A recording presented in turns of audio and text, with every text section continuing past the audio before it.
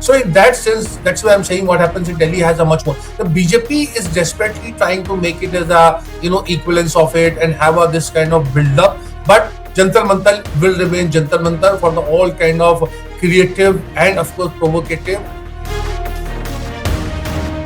When Mr. Kidwai is a hardened political reporter, so maybe he's only thinking about politics. I am somebody who has been associated with the BJP in some capacity or the other, but first and foremost, I am a citizen, and most importantly, I am a father of 3 children. I am Singh Yadav used to say that people should be allowed to cheat in examinations, and now the same people who are legatees of Mulayam Singh Yadav and the allies of the legatees of Mulayam Singh Yadav are saying that the grievances are legitimate when they aired at Jantar Mantar, but somehow they are illegitimate when they aired in Ranchi. Raghav, these are the things that are discussed. It's not that me and you at human level, Sanket, we all think the same thing. But here we are doing a political count, so therefore I am saying why you are making a big issue about Ranchi is because there is a opposition government, and so that you can bring Rahul Gandhi किसी तरीके से उसको कटघरे में खड़ा करे.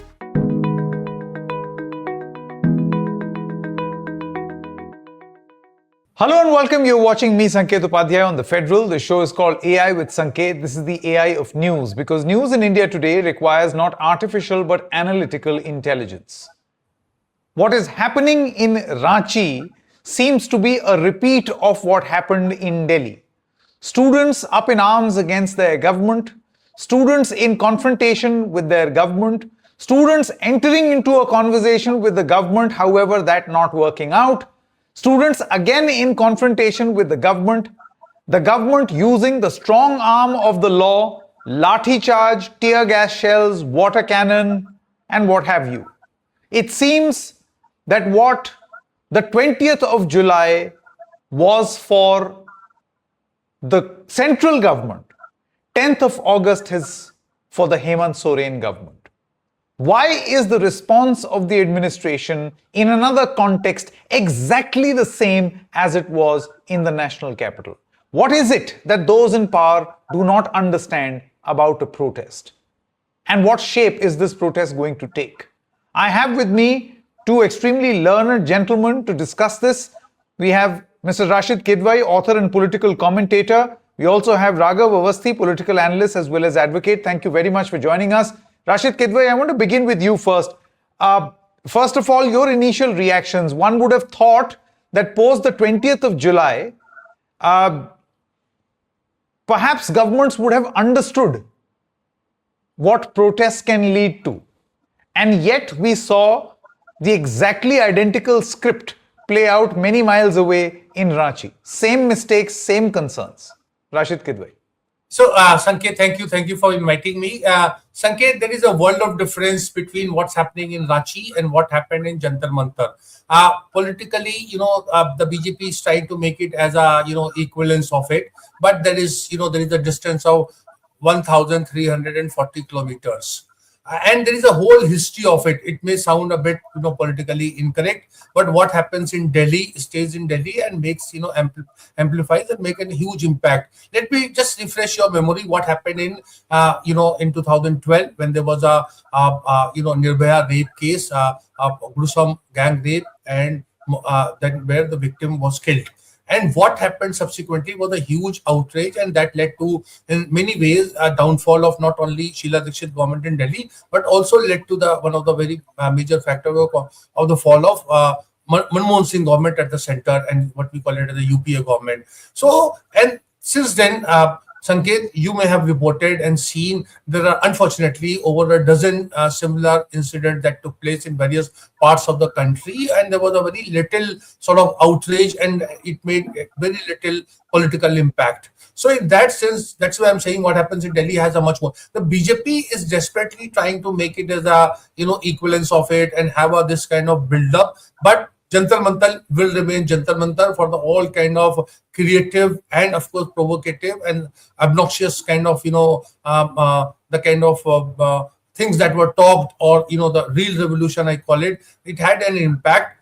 It will not have, because one more just very quick point. It is JMM government, a JMM that has roots in society. It's a tribal party, regardless of whether what they do or not. They would stay as a this thing. It's not a Congress government, and the Congress is just doing a per functionary kind of condemnation. They are not going drastic action, because if they pull out support from Sanket, the next day, and take my words, next day there will be a JMM BJP government, and they will come and say that they want to back the delimitation bill and all kind of things. So the Congress doesn't want to give, वो plate में सजा करके JMM जो है government जो है वो झारखंड की वो बीजेपी को नहीं देना चाहती. This is the entire political ambit of it. Interesting. Raghav Avasthi, your initial reading, of course, there is a societal impact of what is happening in Jharkhand vis-a-vis students, and then there is a political impact. Take your pick. What you want to talk about first? I am really surprised by one thing that my dear friend Rashid Bhai said. What he said was that whatever happens in Delhi has a greater impact. So what I don't understand is this. Are the people who are protesting in Ranchi just because it is 1300 kilometers away from Delhi, are they students or not? Do they have legitimate grievances or not? I mean, I am really surprised that Mr. Kidwai is only interested in the politics of it. He says that the Congress should not withdraw support from JMM because it will then lead to the JMM joining hands with the BJP and supporting the delimitation bill. It is as if the concerns of the students, which are very similar to the concerns that were aired at Jantar Mantar, whether or not those concerns are legitimate or not is something that Mr. Kidwai is not even applying his mind to. He is only concerned with the politics of it. Unlike, Mr. Kidwai is a hardened political reporter, so maybe he's only thinking about politics. I am somebody who has been associated with the BJP in some capacity or the other, but first and foremost, I am a citizen, and most importantly, I'm a father of 3 children. So what I can say is this: if there are students protesting, they're irrespective of the politics of it, politicians should reach out.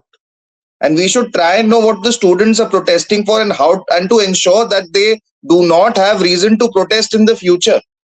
That is the most important thing, and there is nothing that is more important than the future of our children. Politics can, of course, wait. Politics will, of course, happen till the end of time. But if a child loses an important year because some paper was leaked, perhaps his parents don't have the money to send him to a coaching class next year, then his future or her future will be completely destroyed. And with respect to girls, there is an additional pressure in also, which is more pronounced, let us say, in a place like Jharkhand, to get married.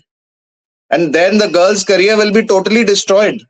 So I think these are all human concerns which we have to keep in mind. And I am really appalled by what Mr. Rahul Gandhi has done. When the protests are happening in a BJP-ruled state, of course, Delhi is ruled both by the BJP at the center and the state by the BJP. Then, of course, he's on the road. He's just spewing fire and brimstone. But when they are happening in Jharkhand, for the political consideration that Mr. Kidwai very eloquently and succinctly put, he stays put in Delhi. So I think it's the political hypocrisy which the people of India are now seeing through, because of which I do feel that I don't want to use the word, I'll just say dream, that certain section of our intelligentsia and commentariat has that, oh, now Modi ji is gone just because of this protest happened in Delhi. The people know that something went wrong, which is the reason why Mr. Pradhan has to resign. But because of the politically selective and hypocritical actions of the opposition, they still don't see the opposition as a viable replacement for Mr. Modi. Because for the opposition, there is no issue that is important. The sufferings of the people are not important. The sufferings of the farmers, poor women, nothing is important. The only thing that they want to do is to somehow replace the BJP and somehow anoint Rahul Gandhi as the Prime Minister. That is their only concern. And to look at all these protests and issues through a very partisan political lens is also not correct. Ultimately, what the young people are protesting for is a future. And I will be really honest. Tomorrow, let us say the opposition was in power for so many years. It is not as if the issues that were highlighted at the Jantar Mantar protest are of recent vintage. There were paper leaks earlier. Mulayam Singh Yadav used to say that people should be allowed to cheat in examinations. And now the same people who are legatees of Mulayam Singh Yadav and the allies of the legatees of Mulayam Singh Yadav are saying that the grievances are legitimate when they're aired at Jantar Mantar, but somehow they're illegitimate when they're aired in Ranchi. And then the heavy-handed action of the administration is also fine, as long as everything is happening in Ranchi. But this is the age of social media. Whatever is happening in the United States is also streamed to us. So I get your point. Rashid Kidwai, just quickly coming back to you. You see the easiest argument right now, and which is why I started by saying what happened in Delhi is also wrong. What is happening in Ranchi is also wrong. If the focus is on the state of education, if the focus is to end paper leak, OMR leak, if the focus is to talk about ending corruption, then you really cannot look at these two issues separately based on who is in power where. So what is wrong in Jantar Mantar is also wrong in Ranchi. Similarly, if something similar were to happen in Lucknow, would be equally wrong. Something similar to happen in Kerala would be equally wrong. In Tamil Nadu would be equally wrong. Now, Rashid Kidwai, do you feel that while it is, I agree, nuanced to look at these issues separately, and yes, two cases cannot be completely similar where you start drawing a parallel or making equivalences, as you mentioned. However, I'm looking at the core concern here. The core concern is the rot in the education system. The core concern is corruption. In that context, do you feel that the response of the Jharkhand government was no different from the response here in Delhi? Absolutely, Sanket. There are no two views about it, as we see in many of those, creative things like the films and OTTs, etc. There's always a disclaimer that no, animal cruelty was conducted, no, faith is going to be harmed, all those things. So we can go on talking about it, the political correctness, but we must also understand we live in a parliamentary, model of democracy where the barometer is an electoral success or a failure of it. Mr. Narendra Modi and the BJP has been a shining example. 21 states, they are in governance. They are ruling at the center for past 12, 13 years, and all these things are there. And when Bakipur happens, we start evaluating whether there's something wrong by the BJP president who vacated the seat and the BJP lost that. So the politics and the electoral politics, in nutshell, Sanket, is a kind of barometer which way wind is blowing. Of course, everyone should have enough food, everyone should get good education. This is all we can go on discussing and talking, and these are all utopian concepts, and we know that in a dynamic society things are not going to, we are not going to become a welfare state the way Norway or Sweden is, because it will take a lot of time and a political thinking that's not there, and the systemic things are there. So I agree with you, Sanket, fully that there is a rot and the student protest should be there. I am telling you something far more pragmatic and immediate, that whenever there has been in this country the youth unrest, there has been the opposition has politically benefited. When there was anger against Indira Gandhi, the four political parties came together, and that led to the downfall of Indira Gandhi in 1977. And nobody voted for Mr. Morarji Desai, but Morarji Desai became a beneficiary.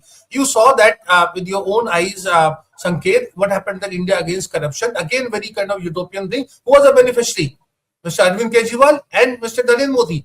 You saw, as a youngster, you may have seen what happened in the, last days of Rajiv Gandhi. I'm talking about 88, 89, all the before Shabano and a number of, alleged corruption cases. Who was a beneficiary? Mr. Vishwanath Pratap Singh.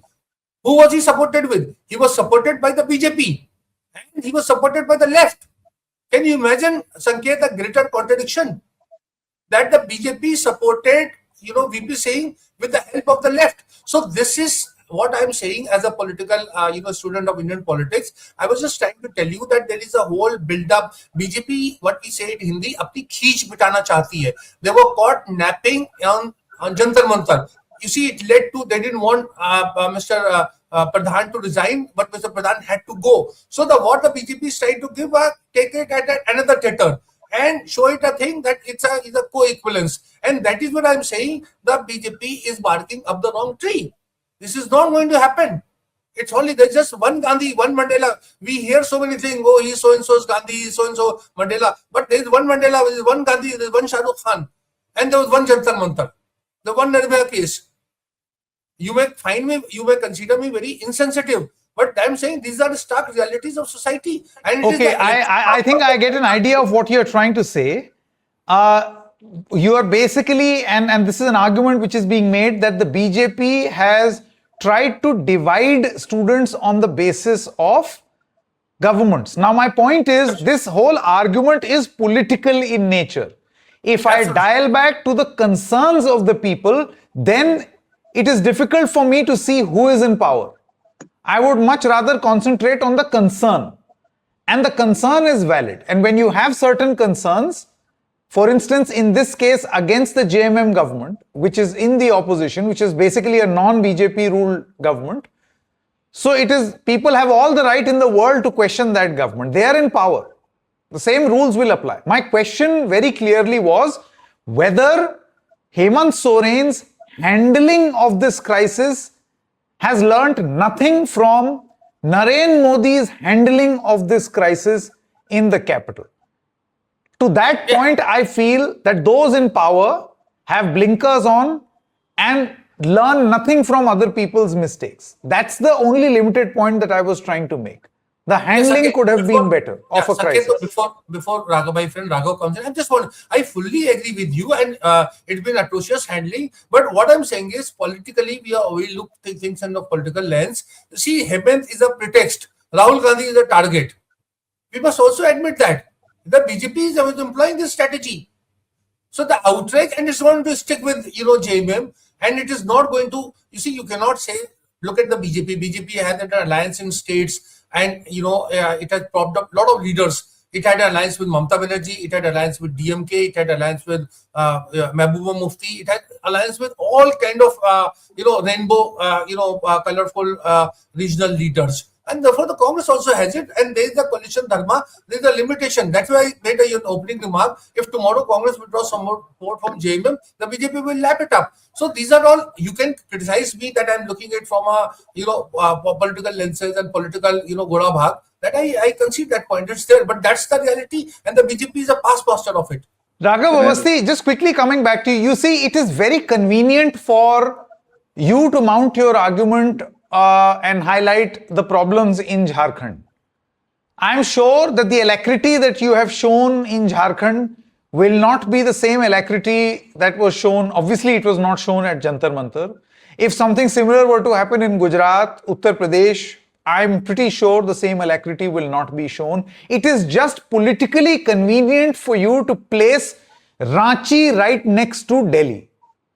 That look, this was the response in Delhi, look. So this othering and division in arguments really came to the fore and was politically exploited simply because this was happening in an opposition ruled state. So why can't Raghav Awasthi and an entire ecosystem of warriors not look at the problems of students equally?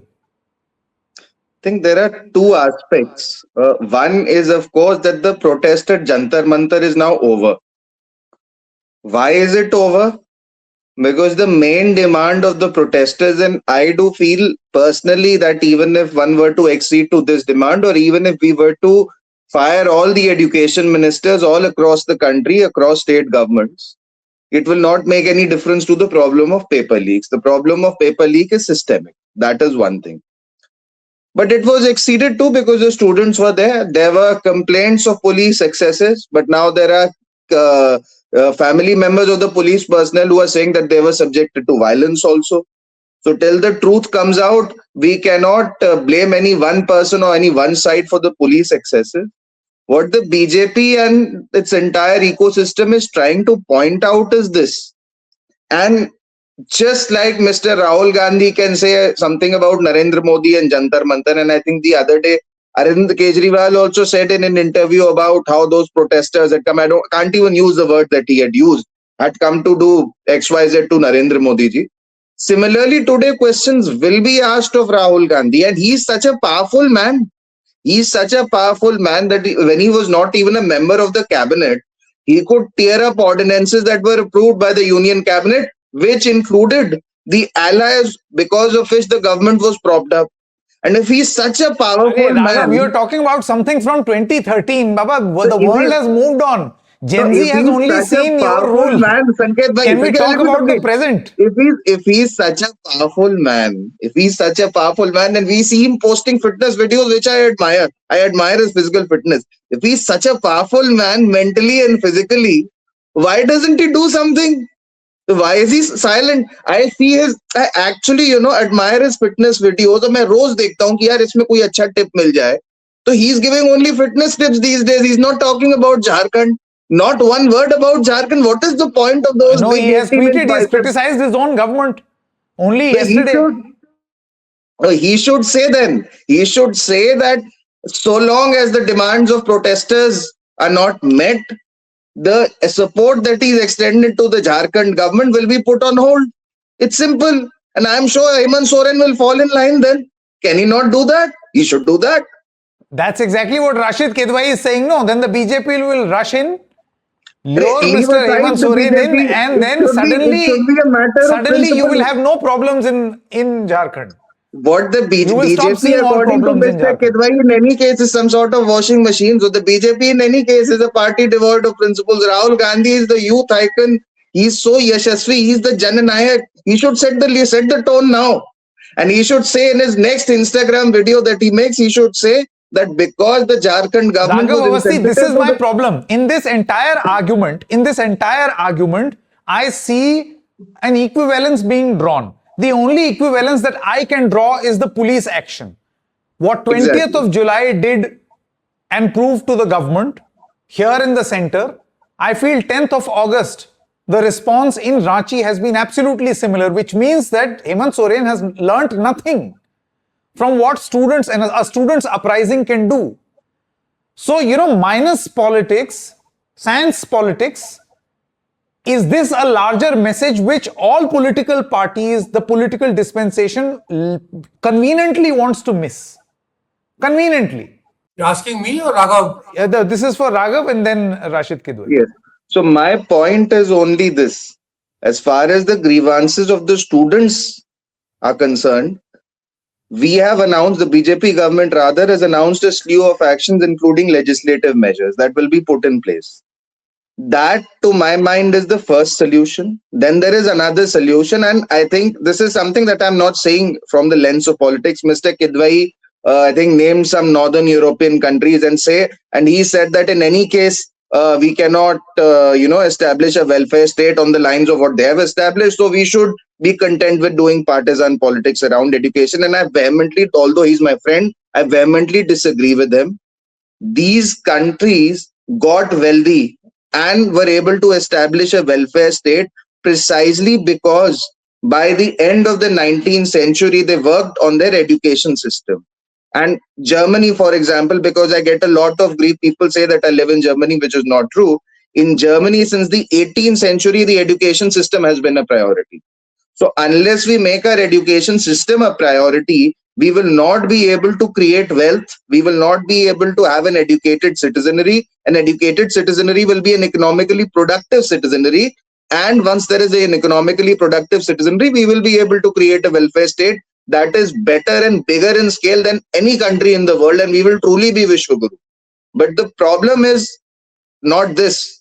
The problem is that there are people in this country still who want to look at these protests from a politically partisan lens. And Mr. Kidwai, and I was actually shocked that somebody like Mr. Kidwai, whom I respect so much, he's written so many brilliant books that have enhanced my understanding of Indian politics, he would make such an argument. It's an insensitive argument to make, sir. There was a woman who was raped in Nirbhaya's case, raped and murdered, and everybody across political lines was appalled as to what had happened. And he is saying that he is somehow, he's expressing some sort of gratitude that this is happening in Ranchi, not in Delhi. So it will not affect he was basically trying to say that youth unrest in Delhi will affect the central government. So that is somehow good. But in Ranchi, nobody will care. It's 1300 kilometers from Delhi. And I think that is the most unfortunate thing that Mr. Kidwai should really think as to how he can be so insensitive. I mean, is a rape in Ranchi different from a rape in Delhi? No, I get your point. Similarly, an unrest in Delhi and an unrest in Manipur should carry the same weight, Raghav I Awasthi. agree But with you. however, I am in full agreement. Manipur is a discussion for some other day. So the point is, if you want to draw an equivalence, let's be fair and square with all equivalences. Rashid No, I'm Kidwai, in just full quick agreement. last comment. Just quick Yeah, last comment. sir. My point is, Yeah, the I think moment my you friend- look at students' issues and issues related to corruption with the lens of us samay kyun nahi bola, now where are you, now where is the biryani, the moment these type of arguments come in, or for that matter, even when you say that a protest in Delhi, yes, you see, the thing is, distance matters a lot. This is the tyranny of distance, as unfortunate as it may be. It's happening really far away. Yeah. However, thanks to the advent of modern technology, we can report extensively on anything in any part of this country or the world. Rashid Kidwai, See, do you think that yeah. politics needs to be kept outside the loop of Ideally, students' yes, issues? yes, Sanket. there Otherwise, cannot that will be a great disservice. And Gen Z Yeah. is watching, 30% Yes, sir. voter.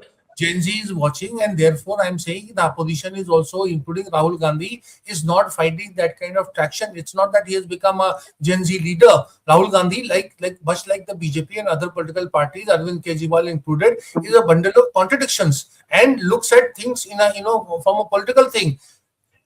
See, we don't live in ideal world. There is nothing that stops the BJP from initiating or making 8%, 6%, 12%, whatever GDP for education.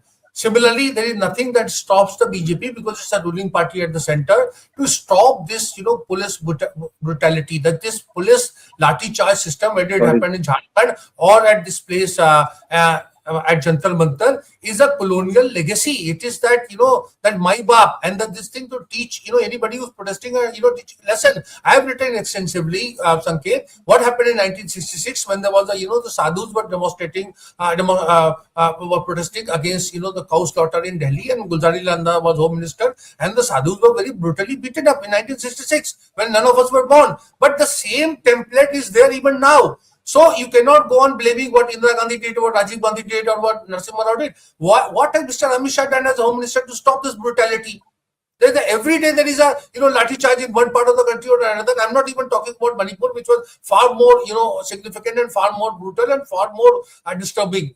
So see, Mr. Raghav Chadda wants to, Mr. Raghav Awasthi, pardon me, Mr. Raghav Awasthi wants to put all the blame Raghav on a Chadda. no, I stand corrected. It's not even a Freudian slip. I am saying Raghav is a dear friend. I am saying so. Raghav wants to put all the blame on a political commentator. A political commentator is saying that look, there is an attempt, an overt attempt to politicize it, to cover its back, come up with a counter narrative or counter strategy, but it will not click because, as you said, there is a tyranny of distance, and the two things are not there. I don't see in social media any kind of outrage, the kind of outrage I saw during Jantar Mantar protest. So this is our thing. So we have to be realistic. It is not to be, making a point that, this is right or wrong. Of course, we live in a very, in a society that is highly polarized and highly disturbing. So we look at it and there is an electoral dividend. You can go on, questioning but it is Jo Jeeta wo Sikandar. Today we're talking about Bakipur because Prashant Kishore won. Otherwise, nobody is talking about, what happened in Gujarat by election, because it was a foregone conclusion. So these are, Raghav, these are the things that, are discussed. It is not that, you see, me and you at human level, Sanket, we all think the same thing.